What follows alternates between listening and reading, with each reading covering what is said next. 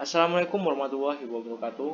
Perkenalkan, nama saya Roni Darmawan dengan NIM 15 20 10 71 30 99. Pada kesempatan kali ini saya akan menjelaskan atau memberikan sebuah tutorial tentang tata cara menginput sebuah data atau pembuatan SPT menggunakan aplikasi iSPT Badan. Nah, buat teman-teman yang masih belum mempunyai aplikasinya, silahkan di-download dulu pada halaman pajak.co.id. Nah, kemudian langsung saja install. Setelah install langsung saja buka aplikasinya. Nah, setelah membuka aplikasi, tampilannya bakal disuruh memilih database. Nah, untuk memilih database-nya kita langsung pilih ya teman-teman, mana database yang bakal kita gunakan. Kemudian pilih OK. Nah, di sini kita disuruh untuk memasukin username sama passwordnya. Untuk username-nya ini administrator.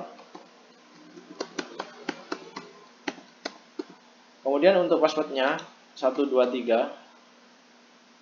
Oke. Nah, pertama-tama kita harus mengisi profil wajib pajaknya dulu, teman-teman. Nah, untuk mengisinya, cara mengisinya itu ada di menu utility. Kemudian pilih profil wajib pajak. Nah, kemudian teman-teman langsung isi sesuai dengan data perusahaan teman-teman ya, teman. Berhubung saya udah mengisi, kita langsung lanjut ke pengisian selanjutnya. Di halaman 2 juga langsung isi teman-teman, sesuai dengan ya data perusahaan lah, seperti pimpinan perusahaan siapa, nama pejabat pendatangan siapa, nama kuasa penandatanganan siapa. Nah, di sini nama kuasa penandatangan tidak ada. Udah langsung tutup. Untuk teman-teman langsung bisa simpan ya teman-teman. Kemudian kita langsung pilih SPT yang bakal kita buat. Nah, ini saya sudah membuatnya. Untuk teman-teman yang masih belum buat SPT-nya, langsung saja klik program buat SPT baru. Kemudian langsung saja pilih tahun pajaknya tahun berapa. Kemudian langsung klik buat. Oke, kita langsung buka SPT-nya teman-teman. Nah, setelah kita membuka SPT-nya, kita langsung mengisi SPT-nya teman-teman. Nah, gini. Pada menu SPT PPH. Pada menu ini ada 5 macam menu. Yang pertama itu ada menu lampiran khusus. Nah, untuk lampiran khusus ini ada daftar cabang utama perusahaan, daftar penyusutan dan amortisasi fiskal, pernyataan transaksi dalam hubungan istimewa, daftar fasilitas penanaman modal, perhitungan kompensasi kerugian fiskal, kredit pajak dan kredit pajak luar negeri. Nah, kemudian untuk lampiran ini ada 6. Itu untuk lampiran 1 atau formulir 1 tentang perhitungan penghasilan neto fiskal. Kemudian formulir 2 perincian harga pokok penjualan, biaya usaha lainnya dan biaya dari luar usaha. Kemudian untuk formulir 3 yaitu tentang kredit pajak dalam negeri. Kemudian untuk formulir 4 ada penghasilan yang dikenakan PPh final yang tidak final termasuk objek pajak. Kemudian untuk formulir yang nomor 5 ini tentang daftar pemegang saham atau pemilik modal dan jumlah dividen yang dibagikan dan susunan pengurus atau komisaris. Kemudian ada juga yang formulir 6 ada daftar penyertaan modal dan daftar penyertaan modal pada perusahaan afiliasi dan pinjaman dari atau kepada pemegang saham atau perusahaan afiliasi itu maksud saya teman-teman. Nah, kemudian di sini ada SPTBH wajib pajak badan. Di sini terdapat SPT induknya teman-teman. Nah, kemudian ada transkrip kutipan elemen laporan keuangan dan juga daftar surat setoran pajak. Nah, saya saat ini bakal ngisi pertama kali untuk transkrip kutipan elemen laporan keuangan. Nah, di sini pada kasus yang saya dapat, pada perusahaan kasus yang saya dapat ini tidak ada neraca aktifan, neraca kewajiban juga tidak ada, hubungan istimewa juga tidak ada. Yang ada cuman laporan keuangan laba rugi. Nah, Ada perusahaan yang saya dapat ini, kasus perusahaan yang saya dapat ini, yang pertama itu ada penjualan bersihnya yaitu senilai 8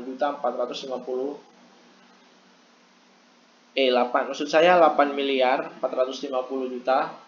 Kemudian untuk persediaan awal ada 750 juta. Pembelian 3 miliar 900 juta. Kemudian ada persediaan akhir 450 juta. Nah, kemudian ada harga pokok penjualan. Untuk harga pokok penjualan ini didapat dari hasil penjumlahan 2E. Maksud saya nomor 2, persediaan awal ditambah pembelian, kemudian dikurangi persediaan akhir. Nah, didapat senilai 4 miliar 200 juta. Kemudian untuk laba kotor, ini hasil pengurangan dari penjualan bersih dikurangi harga pokok penjualan dan didapat senilai 4 miliar 250 juta. Nah, kemudian juga ada penjualan, ada beban umum dan lain-lain. Teman-teman langsung saja untuk penyesuaian ya teman-teman. Langsung isi saja sesuai dengan data-data perusahaan yang teman-teman kerjakan. Nah, kemudian kita langsung ke bagian pengisian lampiran. Kita pilih lampiran. Nah, untuk lampiran khusus ini, pada kasus perusahaan yang saya dapat ini tidak ada daftar cabang utama perusahaan, tidak ada juga daftar penyusutan dan amortisasi fiskalnya. Kemudian tidak ada juga pernyataan transaksi dalam hubungan istimewa, dan tidak ada juga daftar fasilitas penanam modal, dan tidak ada juga perhitungan kompensasi kerugian fiskal, dan juga tidak ada kredit pajak luar negerinya. Nah, jadi kita langsung saja untuk mengisi pada lampiran formulir ini teman-teman. Nah, kita pertama kali harus mengisi pada formulir 6 terlebih dahulu. Nah, berhubung pada formulir ini tidak ada formulir 6 yang tentang daftar pernyataan modal perusahaan afiliasi ini, pada perusahaan saya tidak ada datanya. Nah, jadi kita langsung saja ke formulir bagian 5 ya teman-teman. Nah, untuk bagian 5 ini kita disuruh untuk mengisi daftar pemegang saham atau pemilik modal atau susunan pengurus dan komisarisnya. Pada perusahaan yang pertama itu untuk ada 2 pemegang saham. Yang pertama itu ada Pak Robert, dengan jumlah setoran atau jumlah di store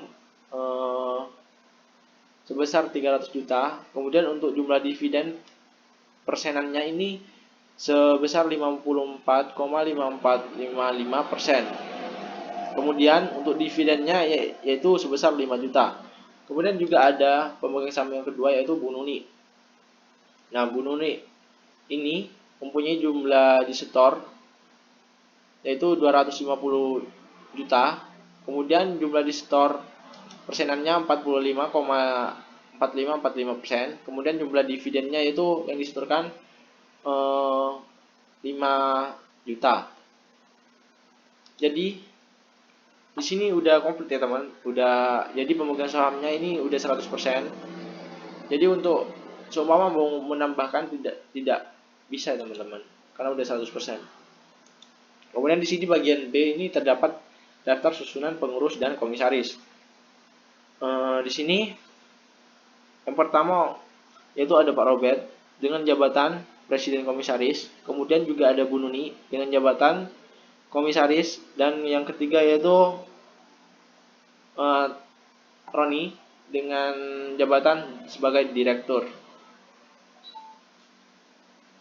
Nah, setelah teman-teman mengisi, langsung saja simpan ya teman-teman, atau tutup, otomatis bakal tersimpan sendiri. Kemudian kita masuk ke lampiran selanjutnya yaitu lampiran 4. Di lampiran 4 ini kita bakal memasukkan penghasilan yang dikenakan PPh final dan yang tidak termasuk objek pajak. Pencet saja. Nah, di sini pada perusahaan saya terdapat bunga deposito atau tabungan dan diskonto atau diskonto SBI. sebesar dengan DPP sebesar 15 juta. Nah, untuk tarifnya ini manual ya teman-teman, langsung tulis saja manual berapa tarifnya, dan di sini tarifnya yaitu 20%. Jadi PPh terutangnya itu sebesar 3 juta.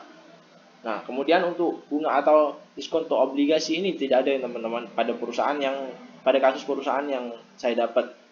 Kemudian juga penghasilan penjualan saham yang diperdagangkan di bursa efek juga tidak ada. Penghasilan penjualan saham milik perusahaan modal Ventura juga tidak ada. Penghasilan usaha penyalur juga tidak ada. Penghasilan pengalihan hak atas bangunan, hak atas tanah, bangunan atau organisasi jenis juga tidak ada. Kemudian penghasilan persewaan atas tanah atau bangunan juga tidak ada. Nah, di sini adanya untuk imbalan jasa konstruksi yang ada cuma pelaksanaan konstruksinya ya teman-teman. Untuk perencanaan konstruksi, pengawas konstruksi juga tidak ada. Nah, di sini pelaksanaan konstruksinya yaitu pada data perusahaan saya, kasus perusahaan saya yaitu sebesar 3 berapa ini? 3 miliar 450 juta dengan tarif 3% dan PPh terutangnya dikenakan sebesar 103.500.000 rupiah. Nah, kemudian untuk perwakilan dagang asing juga tidak ada, pelayaran penerbang asing tidak ada, pelayaran dalam negeri juga tidak ada, penilaian kembali aktiva tetap tidak ada, transaksi derivatif yang diperdagangkan di bursa efek juga tidak ada. Maksud saya di bursa teman-teman. Nah, jadi totalnya itu jumlahnya pada penghasilan yang dikenakan PPh final dan tidak termasuk objek pajak ini sebesar PPh-nya yaitu sebesar 106.500.000 rupiah. Nah, kemudian kita lanjut ke halaman 2 teman-teman. Nah, di sini pada halaman 2 penghasilan yang tidak termasuk objek pajak ini pada perusahaan yang saya kerjakan ini tidak ada datanya teman-teman. Nah, jadi langsung kita kosongin. Kemudian setelah kita selesai langsung simpan aja ya teman-teman. Buat teman-teman yang di sini ada yang penghasilan yang tidak termasuk objek pajak ada, langsung isi saja teman-teman, menyesuaikan dengan keterangan yang ada di sini. Kemudian langsung simpan. Pilih yes. Nah, oke. Selanjutnya kita bakal mengisi sebuah lampiran selanjutnya teman-teman, yaitu sebuah lampiran formulir ketiga, yaitu tentang kredit pajak dalam negeri. Oke, langsung saja kita pencet teman-teman. Nah, di sini saya sudah mengisi tentang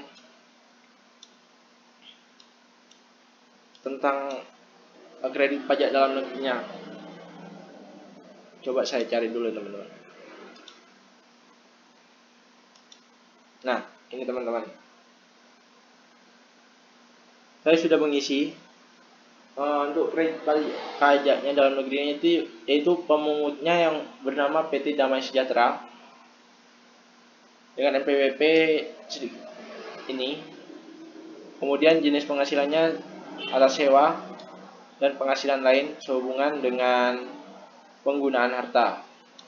Untuk nilai objek pemotongannya yaitu senilai 175 juta.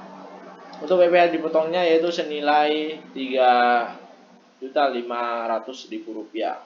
Nah, untuk nomor bukti potongnya ini 123 ya teman-teman. Oke, caranya itu kita seperti ini teman. Kalau teman-teman mau inputnya, kita tekan baru.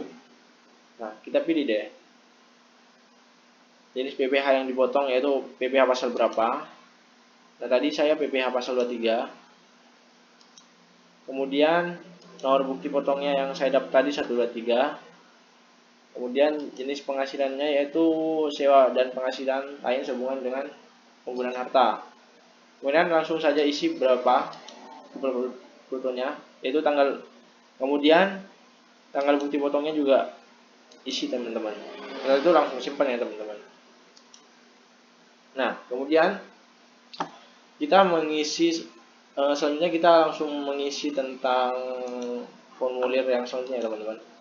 Formulir yang kedua yaitu tentang perincian harga pokok penjualan, biaya usaha lainnya, dan biaya dari luar usaha. Oke, langsung kita pencet. Nah, sini teman-teman. Di sini pada perusahaan saya, untuk pembelian bahan atau barang dagangan, harga pokok penjualannya yaitu sebesar 3.900.000.000. Kemudian gaji upah bonus senilai 1.480.840.000 rupiah. Kemudian untuk biaya transportasi ini 75 juta ya teman-teman. Untuk biaya pensiun dan amortisasi sebesar 575.200.000 rupiah. Untuk biaya sewanya, kemudian ada biaya sewa yaitu 17.240.000. Untuk biaya bunga pinjaman tidak ada ya teman-teman, karena di datanya tidak, di data kasus yang saya dapat tidak ada, jadi nggak usah dimasukin. Ke teman-teman yang di perusahaannya, data perusahaannya ada, langsung saja masukin teman-teman. Terus biaya sehubungan dengan jasa yaitu sebesar 130 juta. Untuk biaya piutang tak tertagih juga tidak ada ya teman-teman. Biaya royalti juga tidak ada. Biaya pemasaran atau promosi sebesar 120.650.000 rupiah. Untuk biaya lainnya yaitu sebesar 548.190 rupiah. Kemudian persediaan awalnya yaitu sebesar 750 juta. Kemudian persediaan akhirnya yaitu 450 juta. Nah, jadi jumlahnya dari dari nomor 1 sampai 12 ini dijumlah ya teman-teman. Kemudian dikurangi yang nomor 14. Yang nomor maksud saya nomor 13. Nah, jadi hasilnya yaitu 7.147.120.000 rupiah. Nah, kemudian kita langsung simpan ya teman-teman. Pilih yes. Nah, oke, langsung yes. Oke. Kemudian kita langsung isi lampiran selanjutnya teman-teman. Itu lampiran terakhir sih ini, lampiran 1. Itu perhitungan penghasilan neto fiskalnya. Nah, pada halaman pertama ini penghasilan neto komersial dalam negerinya, yaitu yang pertama itu ada peredaran usaha ya teman-teman. Peredaran usaha ini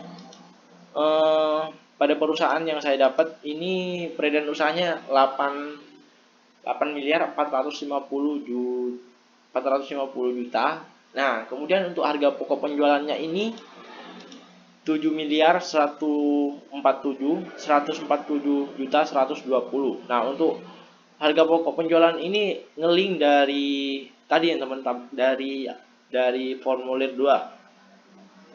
Nah, kemudian untuk biaya usaha lainnya ini 0.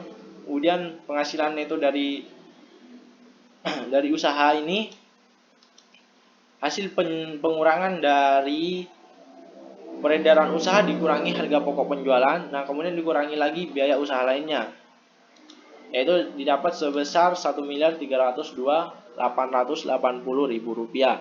Kemudian untuk penghasilan dari luar usahanya ini sebesar 190 juta. Untuk biaya dari luar usaha tidak ada. Kemudian penghasilan neto dari luar usaha ini kita didapat dari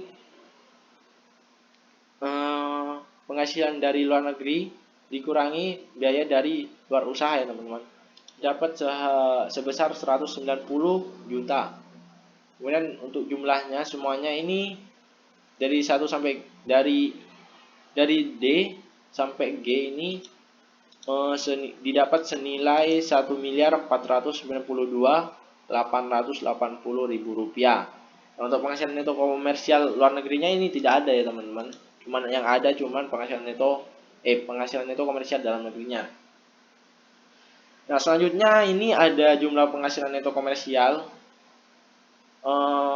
didapat dari jumlah yang nomor satu yang bagian H ditambah dengan penghasilan neto komersial negerinya, dan didapat senilai 1.492.880.000 rupiah. Nah, kemudian untuk penghasilan yang dikenakan PPh final dan yang tidak termasuk objek pajak yaitu senilai 3.465.000.000 rupiah. Nah, oke. Kita lanjut ke halaman 2 ya, teman-teman. Nah, di sini pada halaman 2 terdapat penyesuaian fiskal positif. Untuk biaya yang dibebankan atau dikeluarkan untuk kepentingan pemegang saham, sekutu atau anggota pada data perusahaan saya juga tidak ada. Dan kalau teman-teman ada, langsung saja masukin ya teman-teman, sebesar berapa rupiah gitu. Kemudian untuk pembentukan atau pemupukan dana cadangan juga tidak ada. Dan untuk penggantian atau imbalan pekerjaan atau jasa dalam bentuk natura atau kenikmatan ini ada ya teman-teman, sebesar 212.132.000 rupiah. Nah, kemudian jumlah yang melebihi kewajaran yang dibayarkan kepada pemegang saham atau pihak yang mempunyai hubungan istimewa sehubungan dengan pekerjaan yaitu 0, tidak ada. Harta dihibahkan bantuan atau sumbangan yaitu sebesar 16.500.000 rupiah. Kemudian ada pajak penghasilan, tidak ada. Gaji yang dibayarkan, tidak ada. Sanksi administrasi juga tidak ada. Selisih penyesuaian komersial juga tidak ada. Selisih amortisasi komersial juga tidak ada. Biaya yang ditangguhkan pengakuannya juga tidak ada. Untuk penyesuaian fiskal positifnya yaitu sebesar 1.930.628.000 rupiah. Nah, jadi jumlahnya yaitu keseluruhan 2.159.260.000 rupiah. Nah, kemudian kita langsung saja ke bagian ini ya teman-teman, yang negatif ya teman-teman. Nah, bagian negatif ini langsung penghasilan neto fiskalnya ini keseluruhan udah sebesar 187.140.000 rupiah. Kemudian langsung saja simpan. Kalau udah ngisi teman-teman semuanya, langsung saja simpan. Oke. Nah, kemudian setelah kita ngisi semua lampiran, kita langsung pilih SPT PPh wajib pajak badan untuk melihat SPT induknya ya teman-teman. Langsung saja kita klik. Nah, di sini kalian pada menu pembukaan ini kalian harus isi ya teman-teman, sesuai dengan data perusahaan yang kalian dapat, teman-teman dapat maksudnya. Oke, di sini saya untuk nama kantor akuntan publiknya yaitu KAP Rizka Nur dan rekan. Kemudian NPWP-nya ini. Kemudian untuk nama akuntan publiknya ini atas nama Rizka Nur Rosidiana SE MSC AK CPA. Untuk NPWP akuntan publiknya yang ini teman-teman. Nah, kemudian kita lanjut ke bagian A C. Nah, untuk bagian ini penghasilan kena pajaknya yaitu sebesar, untuk penghasilan neto fiskalnya sebesar 187.140.000 rupiah, kompensasi ke 0. Kemudian penghasilan kena pajaknya ini ya teman-teman, 187.140.000 rupiah. Nah, kemudian untuk tarif PPh pasal 31E ayat 1 yaitu sebesar ini teman-teman. Dan langsung lanjut saja. Kredit pajaknya untuk jumlah PPh yang terutang ini sebesar 33.496.952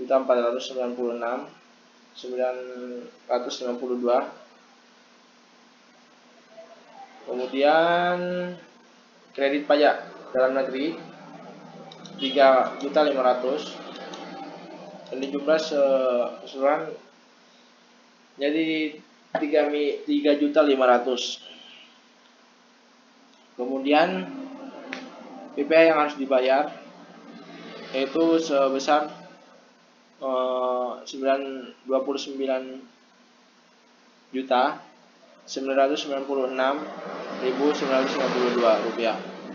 Kemudian bagian CD. Untuk bagian CD-nya teman-teman,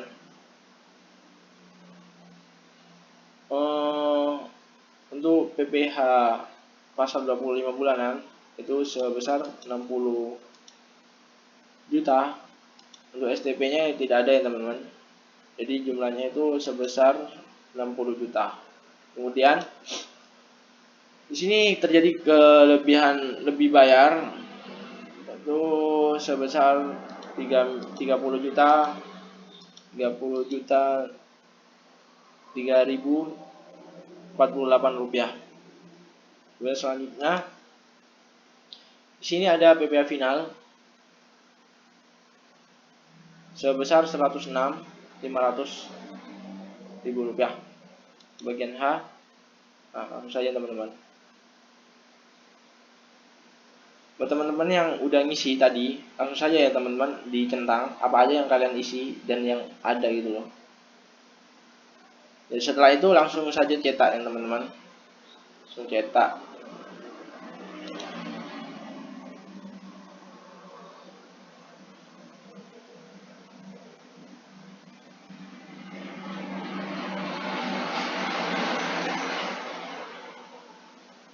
Ini sepertinya ada masalah teman-teman. Kita tunggu bentar teman-teman.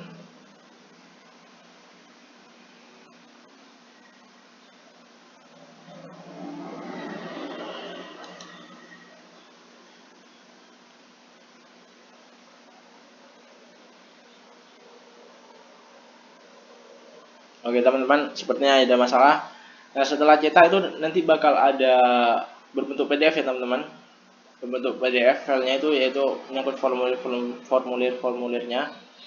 Nah mungkin itu saja tutorial dari saya. Mohon maaf apabila ada kesalahan kata atau penginputan data ada yang salah, mohon dimaafkan. Terima kasih sudah menonton. Assalamualaikum warahmatullahi wabarakatuh.